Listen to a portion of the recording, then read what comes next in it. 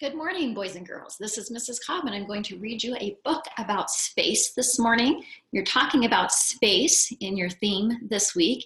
And as I read this book, parts of this book, I want you to think about things that make Earth the best place, the very best planet for us to live on. You are writing an opinion piece about why you feel like Earth is the best planet and why you're so glad that that's the planet we live on. As we read about some of the other planets in this book, we'll probably give you some good ideas of why Earth is really the only planet we could live on. I am not going to read all of this book. For one, it's written on a 6th grade level. We have really smart first graders at Silver Trail, but we won't have time to read all of this book. But I wanted to show you one of the cool things this author does in writing a teaching book. Each page is kind of like a chapter. So this page is about the first time that astronauts landed on the moon.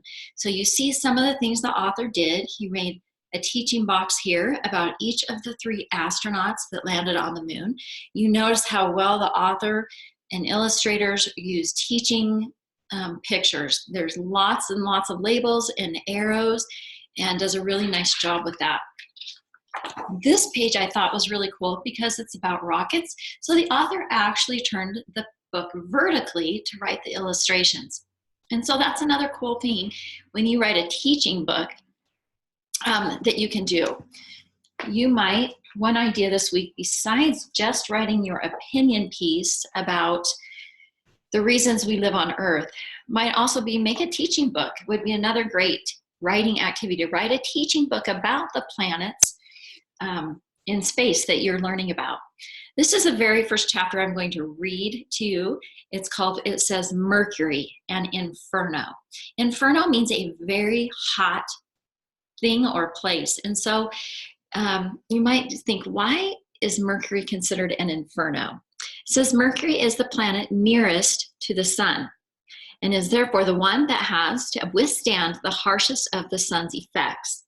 Due to its proximity to the sun, Mercury moves at great speed in its solar orbit, completing an orbit every 88 days.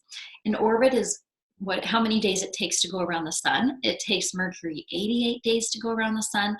The Earth, it takes 365 days to go around the sun. And that's why 365 days is a year.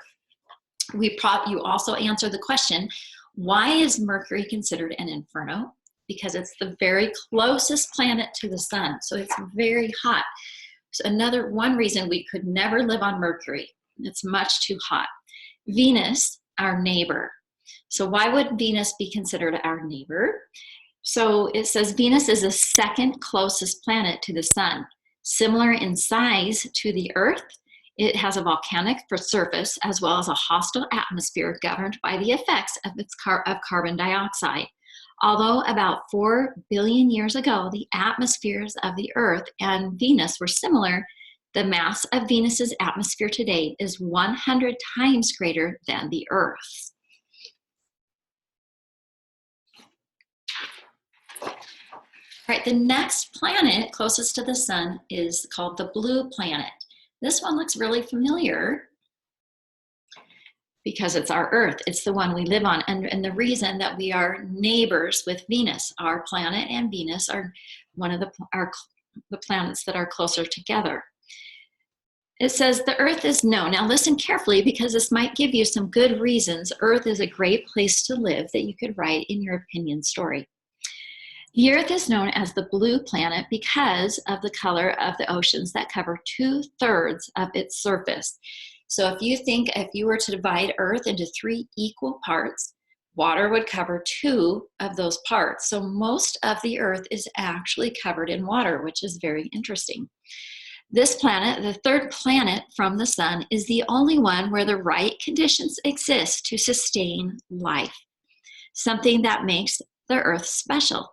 It has liquid water in abundance, a mild temperature, meaning it has the temperature that people can live on one of the only planets where the temperature is the right temperature for us to survive, and an atmosphere that protects it from objects that fall from outer space.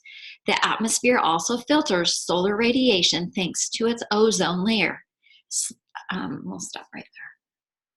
So some very interesting facts about the Earth, the planet that we live on.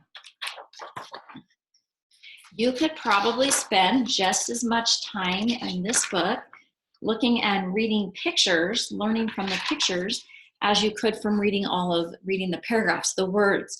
And that's a good example of pictures that teach. Red and fascinating. Mars is the fourth planet from the sun.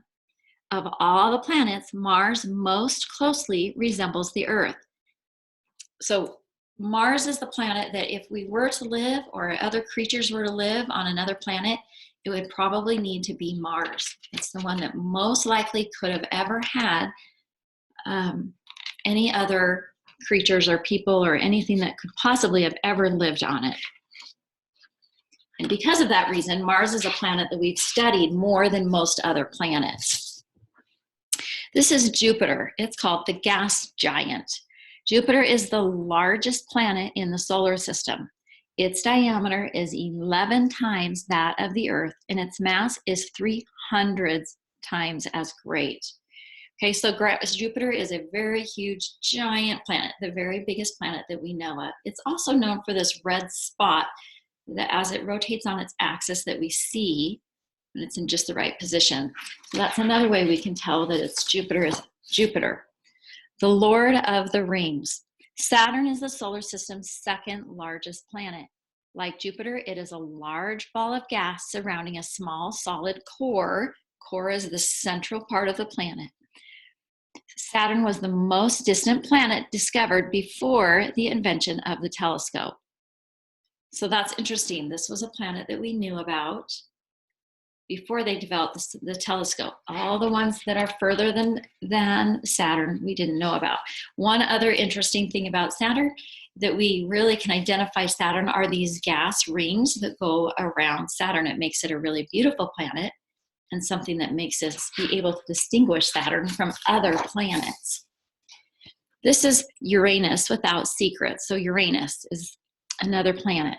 It says, to the unaided eye, Uranus looks like a star at the limit of its visibility.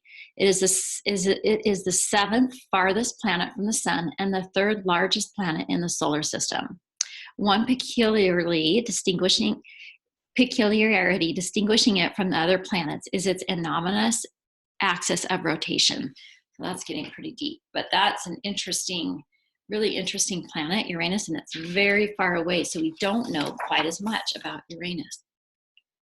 This one is Neptune. It's called deep blue. Seen from our planet, Neptune appears as a faint blue point invisible to the naked eye. Images sent to Earth by Voyager 2 show the planet as a remarkably blue sphere, an effect produced by the presence of methane in the outer part of Neptune's atmosphere. So Neptune, again, is a very far away planet. I'm going to stop with those. There's a lot more you could study in this book about space, but those are the planets that you've been kind of talking about as you've studied and read. If you decide to write a teaching book about planets, you might look up on the internet and find other interesting facts that you could teach and tell us about those planets. But most importantly, understand that Earth is the only planet that has all of the conditions that would allow people to live there. I hope you enjoy writing your opinion piece about Earth. Have a great day.